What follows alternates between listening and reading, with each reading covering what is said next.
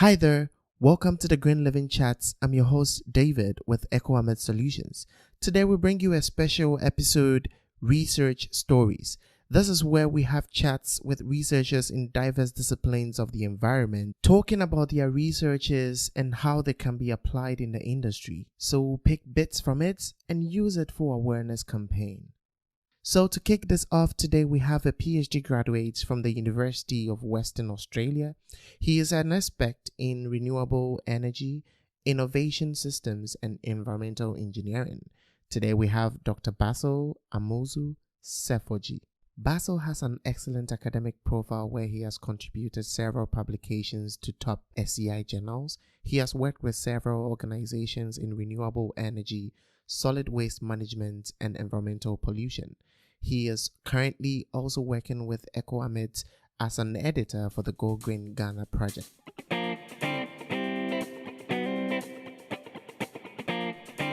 So we'll take a look at Basil's PhD project where he investigated the implications of donor-funded renewable energy projects in Ghana. We're going to discuss his research methods and some of the conclusions that he got out of it that can help the industry to grow. Here we go.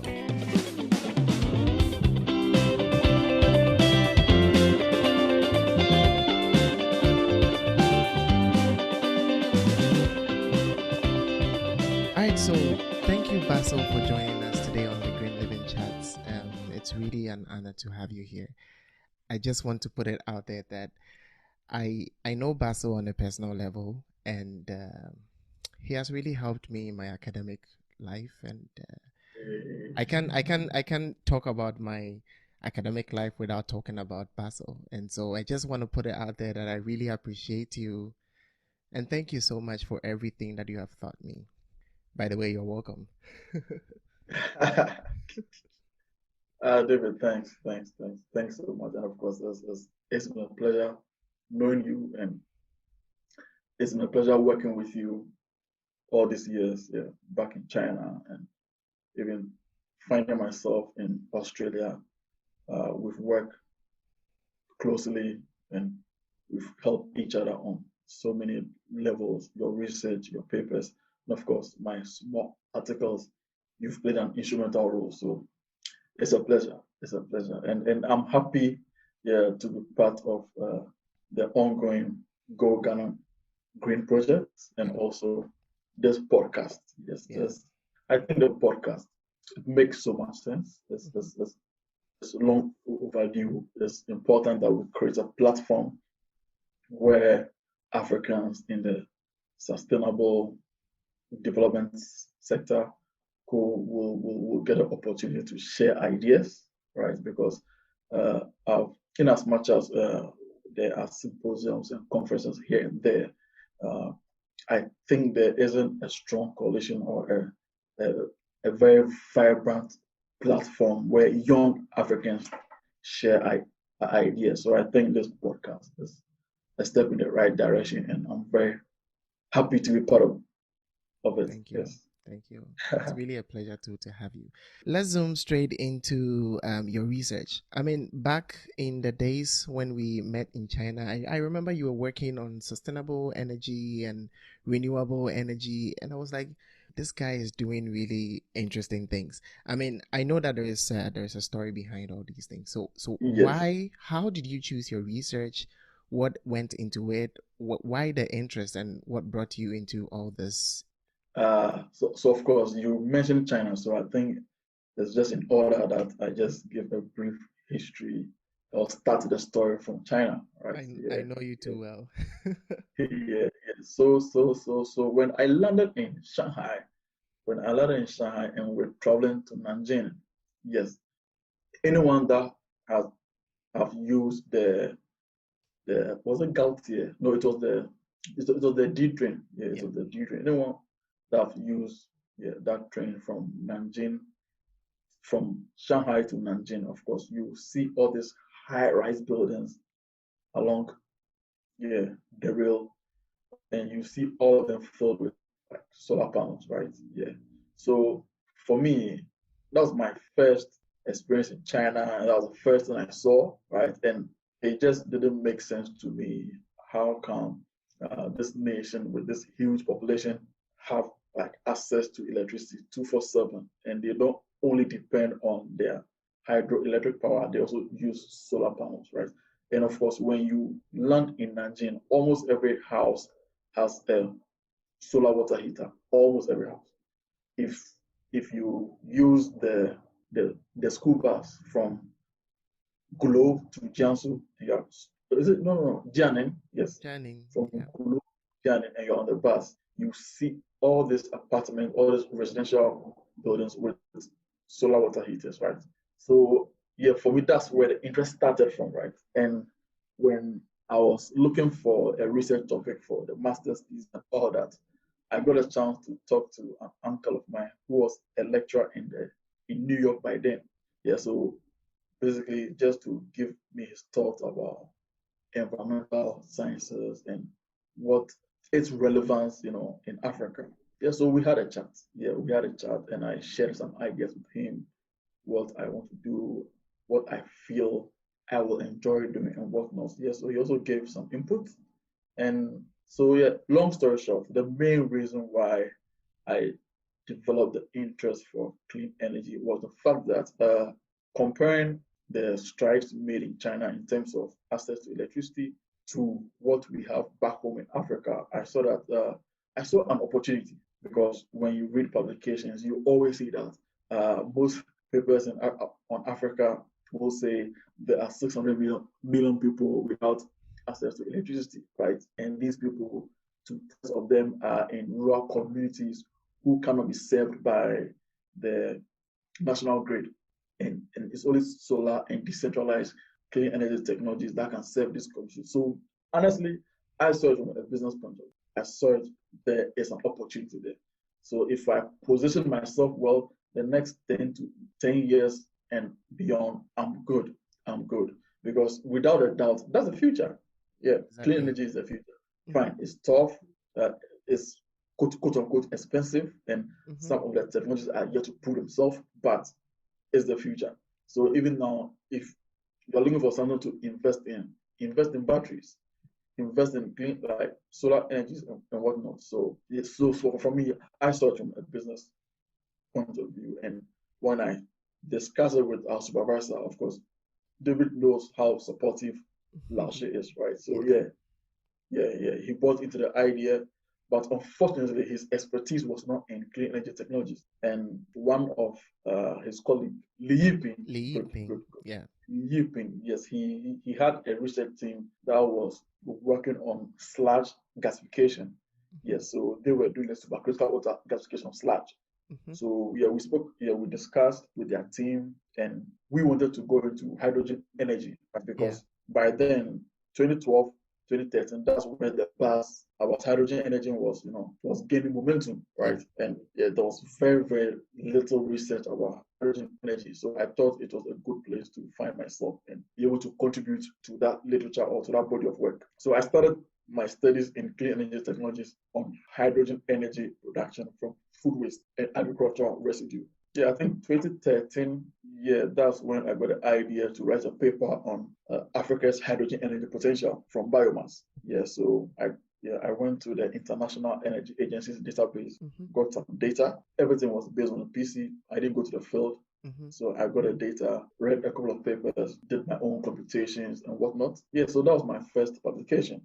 It took a while for that paper to be finally published. Yeah, but that was my first publication. And that publication was very, very instrumental in me getting the PhD at the University of Western Australia. I've said a lot. Let me just take a break now in case you have any questions to ask.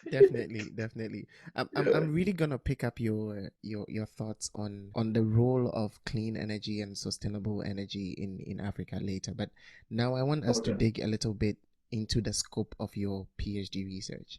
And I just want to know what went into, I mean, especially when it gets to methods.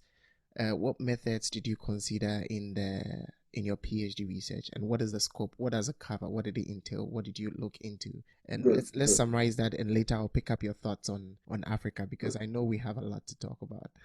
Yes. So in terms of the methodology, I think it would be good if I talk about what the PhD is about. Then I'll go into the method. Yes. So as I was saying, my motivation to get into the clean energy space was mainly from a business point of view. I saw that there's an opportunity in Africa, and I wanted to understand why aren't we adopting clean energy technologies, right? Yes. So my research was mainly to understand the implications of donor-funded renewable energy projects, because the majority of clean energy projects in Africa are funded by international development organizations or probably just donors. At the end of the day, they are funded by international bodies, right? If you are very familiar with the discourse on international development, I'm sure you will be aware that there is a pushback to aid, right? Yes, so I'm sure you might have heard that some researchers or some scholars have mentioned that aid is not helping Africa develop, but I've not actually read or seen any research in terms of the impact of aid in energy access in Africa. So I thought that was a niche, or that was a gap in the literature. Yes, so the research was mainly social science research. So we look into the adoption of clean energy technologies and also the project implementation. Yes, so the methods were mainly qualitative, but there was some quantitative in there as well. So with the qualitative, I conducted semi-structured interviews. I also conducted focus group discussions. I also conducted mental mapping. And the quantitative, I conducted surveys. So the case studies, I chose 5 case studies, and they were all donor-funded projects or organograms. So when I'm saying project organograms, basically I mean that there were different stakeholders, and also the structures were different. With some of the projects, they were purely aid projects whereby the money was brought from, let's say, Spain. The equipment were bought by the Spanish government, and they were brought in.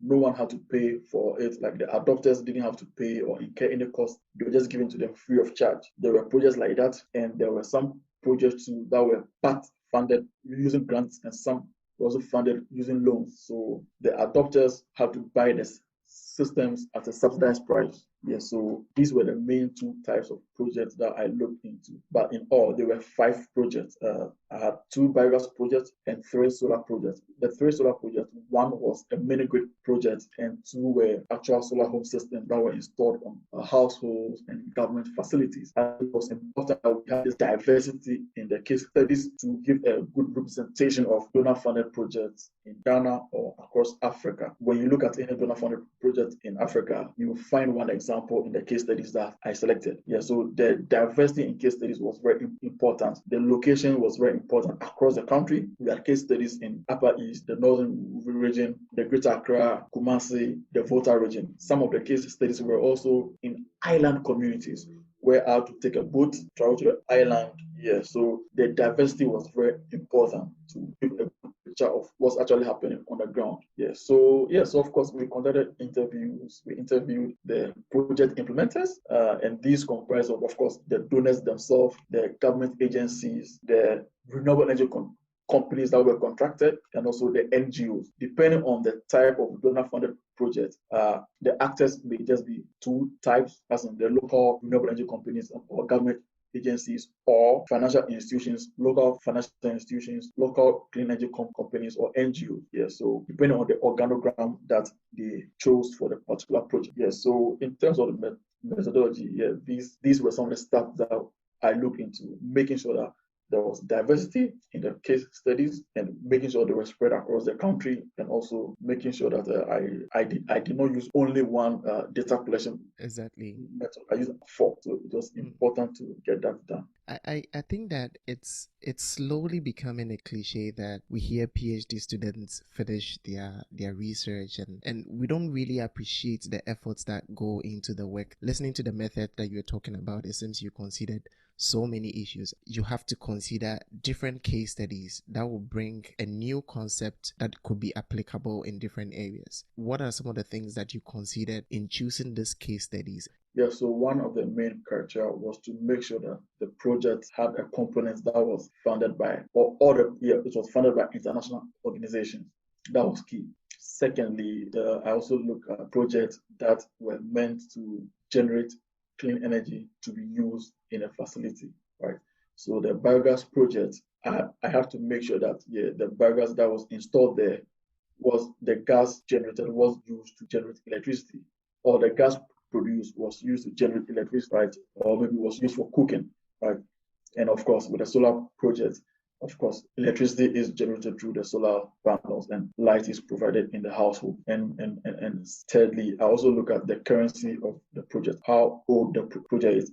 I made sure that I didn't select projects that were more than 10 years old. So exactly. The research, everything started in 2017. So any project that was implemented before 2007, I did not select it. It was important to select recent projects in order to reflect the current strategies used to implement donor-funded projects, right? Because day in, day out, or year after year, these strategies change, right? Because they implement these projects for a while, they see their mistakes and they change it. So it was important to select projects that are fresh, yes. And the other criteria were to make sure that the case study sites are accessible, because most of these projects are in rural communities. You may not be able to get to these places because some of the roads are unmotorable. You can't drive there. You can't get there. For instance, the island communities, I wish I had gone to 2 or 3 of them. I visited the second one and I realized my life was virtually at risk traveling to that place. There's this place called Koffie, is after Dambai. Yeah, that place, I think that's the eastern corridor also. That takes you to the north. Yeah, so when you go, you get to Dambai, then you use a ferry to cross the Lake Volta. Yeah, that's where you get to the northern part of the country. And Koffie is in the island, it is in the lake there. So you board a boat, that takes about 45 minutes boat ride. And I'm sure we are all familiar with the story behind the Akosombo Dam. After the dam was built, water flooded all about that place. And so after those places are settlements or like there were forests. So when you are on the boat going, you see tree stumps all over the place. And I'm sure you've heard of stories of boats capsizing and people dying and stuff like that. So first of all, the road is not good. Then you also risk your life, and you are not given the vest that you have to wear. Exactly. So it's a risk. But for the island in Greater Accra, which is called Pediatokope, is actually not too far from Aqua Safari, right? Oh, okay. So yeah, you have lots and lots of safety vests there to wear, and it's just about 7 or 10 minutes boat ride from the riverbanks. So yeah, it was much safer. Yeah, so these are some of the things that you also have to consider: the accessibility. Yeah. And also the availability of stakeholders to interview. You may get a good project and all that, but the stakeholders you want to interview are unavailable. They don't have the time, they are busy, whatnot. So, and they are the guys who are going to give you the data, right? Yeah, so these are some of the stuff that I have to consider to select the project. Because before I left for Ghana, I had some projects in mind, but when I got to the ground, I had to quickly change the case, the project I finally used for this study. And as a researcher, I think it's important that you are able to adapt to the events that unfold in the course of the research. If you're enjoying this content, kindly leave a comment, or you could as well review us on iTunes. This will help others to be able to find this content. You could also make your voice heard concerning environmental issues and sustainable living by joining our MEC blogs, where we give you the opportunity to publish your thoughts concerning what you see around and possible solutions. Visit our website www.ecowametsolutions.com for details. Now back to today's episode. Now I think we can zoom into the area where a lot of people might be interested in that. I know funded projects have certain restrictions with the results, and you might also be working on some publications or other things. But in general, we want to link the loopholes in our society to your results. So with the experience that you gathered from all your work, what can you say about, let's take Ghana for example. What can you say about our problem, the loophole with clean energy and sustainable energy? Okay. So basically, the research sought to look at the adoption of clean energy technologies at the household level and also at the systems level. So at the household level, when we are talking about the adoption of technologies, bear in mind the theories I use for the research were innovation diffusion theories, right, and also inclusive theories. I also look at innovation systems as well. Yeah, so okay, the innovation systems thinking played a significant role in the research. So level, three key things were considered: the relative advantage of the technologies, the compatibility of the technologies, and also the complexity of the technology. These are key for any adoption process. These are key for any adoption process. But you find out that when project implementers are trying to disseminate clean energy technologies, they mainly try to attain or ensure that they meet the relative advantage and also the compatibility. And the compatibility is mostly the compatibility with the needs of the people. But then again, it's important we understand that people's needs change, right? It has a temporal dimension. It changes over time and even it changes day to day. So if you are disseminating a particular technology, it's important you bear in mind that when people's needs change day by day, will the technology be able to withstand those changes? And of course, with electricity, when people adopt these technologies, their electric needs increase. So if you give them a 50-watt solar panel, in the next 3 months to 6 months, will this 50-watt panel meet their needs? Because sometimes people will go and buy new appliances that they do not have when you give them the systems, right? So the systems meet those needs. So it's important that project implementers bear that in mind, that it's not just about giving them the panels to check boxes that we disseminated 600 panels in this region, but in the long term, would they continuously use those panels for the next 3 to 5 years, or even for the lifespan of the panels? The panels expire after 20 to 25 years. Inverters about 6 to 7 years, right? When you give them these systems, would they be able to use them? This system meets their needs for the lifespan of the systems. That's what I think we need to bear in mind.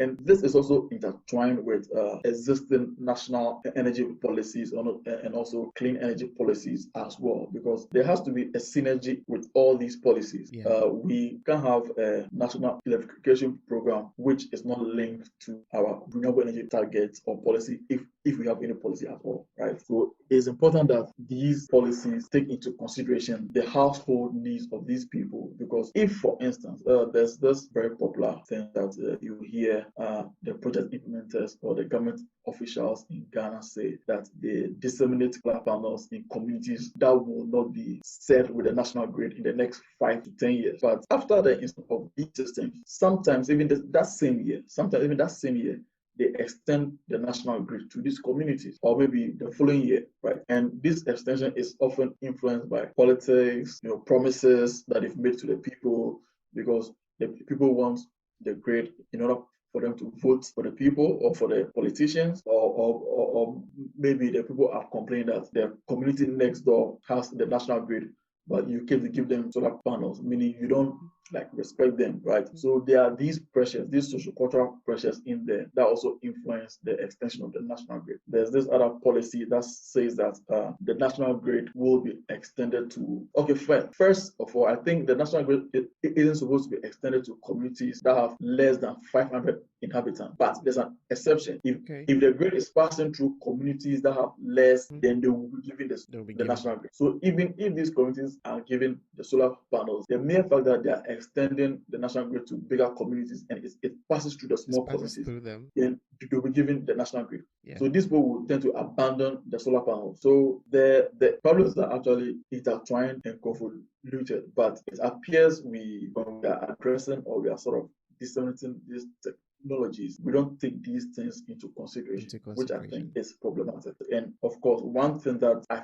found in the research is that when it comes to the complexity to use the technologies, little attention is given to that, which I think moving forward, project implementers should do better. Yes.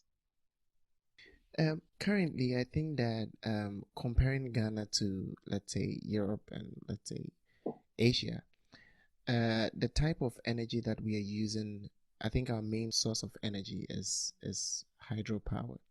But what's your thoughts on I know that the capacity of the dams we have right now is not able to support the whole nation. And some few years ago, we have been having issues with what we tag as doomsor and not having energy access. I don't know if your study covers this area, but what are some of the other clean energy sources you think that it's available for us to use that we haven't explored yet? That I think that the government can look into and individuals can look into, especially with local communities that cannot have access to this great supplies as you were talking about. What are some of these clean energy sources that you think that we haven't explored yet?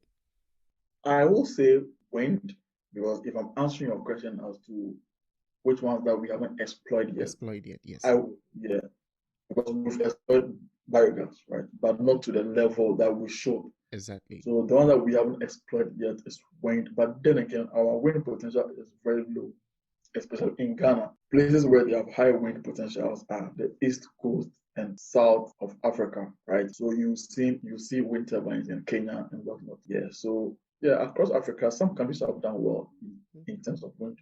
A typical example is Kenya, of course.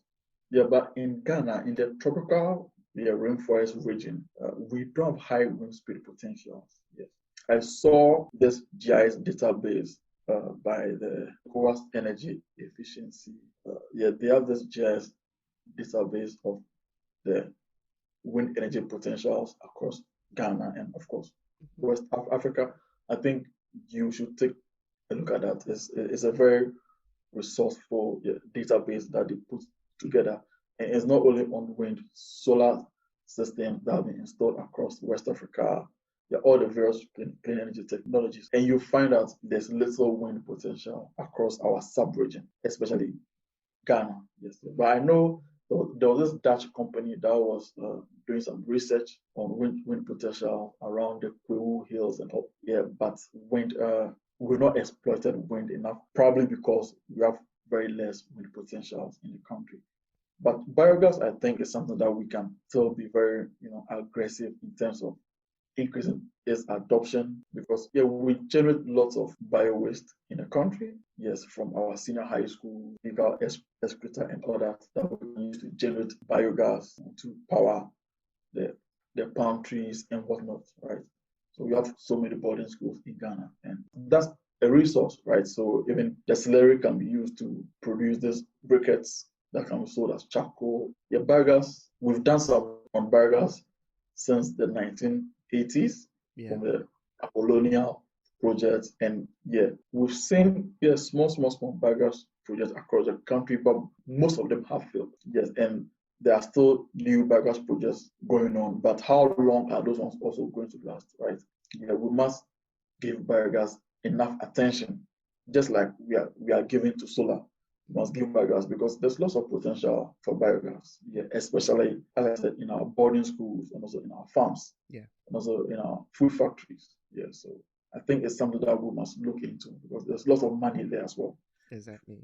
Because we'll create jobs for people, and we'll generate electricity, fertilizers for subsistence farmers and whatnot. So I think biogas is something that we must give lots of attention. And in terms of the solar, I think we must start looking into mini grids, because with the mini grids gives you that flexibility to increase your energy demand and not have a negative impact on the technologies themselves, right? Because it's a big grid as compared to the solar home system, and it has lots of batteries in there.